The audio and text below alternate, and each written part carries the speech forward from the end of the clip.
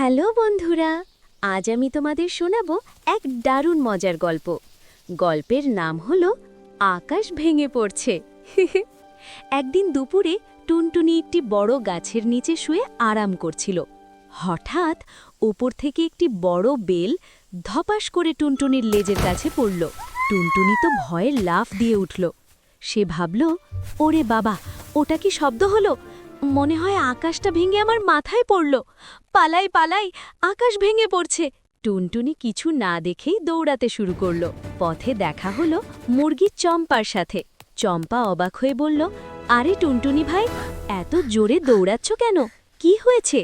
টুনটুনি বলল, আর বলো না চম্পা, আকাশ ভেঙে পড়ছে।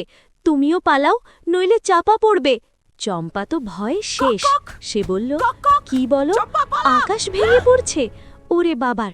এরপর কি হলো জানো? চম্পাও কক কক করতে করতে টুনটুনির পিছু পিছু দৌড়াতে লাগলো। একে একে তাদের সাথে যোগ দিল হাঁস আর বিড়াল। সবার সামনে খরগোশ, তার পেছনে মুরগি, তার পেছনে হাঁস আর শেষে বিড়াল। সবাই চিৎকার করছে, আকাশ পড়ছে, আকাশ পড়ছে। কি কাণ্ড ভাবো তো একবার! দৌড়াতে দৌড়াতে তারা বনের শেষ প্রান্তে পৌঁছে গেল। সেখানে বসেছিলেন জ্ঞানী শিয়াল পণ্ডিত। তিনি সবাইকে থামালেন, বললেন, থামো থামো সবাই, এ কি কাণ্ড!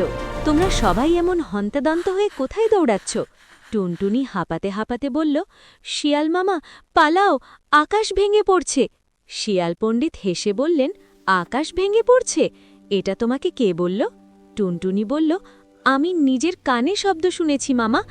ধপাস করে আওয়াজ হলো, আর মনে হলো পৃথিবীটা কেঁপে উঠল। চিকচিক করে টুনটুনি বলল, আচ্ছা চলো তো দেখি, আকাশটা ঠিক কোথায় ভেঙে পড়েছে। সবাই ভয়ে ভয়ে শিয়াল মামার সাথে সেই গাছের নিচে ফিরে এলো। শিয়াল পণ্ডিত এদিক ওদিক তাকালেন। আকাশ তো ঠিক জায়গাতেই আছে, কিন্তু গাছের নিচে পড়ে আছে একটি বড় পাকা বেল। শিয়াল পণ্ডিত বেলটি হাতে নিয়ে বললেন, টুনটুনি, তুমি কি এই শব্দটাই শুনেছিলে? লজ্জা পেয়ে টুনটুনি বলল, মানে হ্যাঁ মামা, শব্দটা এমনই ছিল। শিয়াল পণ্ডিত হেসে বললেন, আরে বোকা বন্ধুরা, এটা আকাশ ভাঙার শব্দ নয়, গাছ থেকে এই পাকা বেলটি পড়েছে। আর তুমি কিছু না দেখেই ভয় পেয়ে দৌড় দিলে। শুনে সবাই তো হো হো করে হেসে উঠল।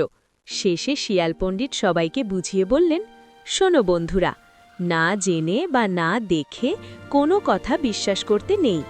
একে বলে গুজব, গুজবে কান দিতে নেই। সবাই তাদের ভুল বুঝতে পারল আর আনন্দের সাথে বেলটি ভাগ করে খেল। তো বন্ধুরা, কেমন লাগলো গল্পটি? মনে রাখবে, আগে দেখবে, তারপর বিশ্বাস করবে। টাটা।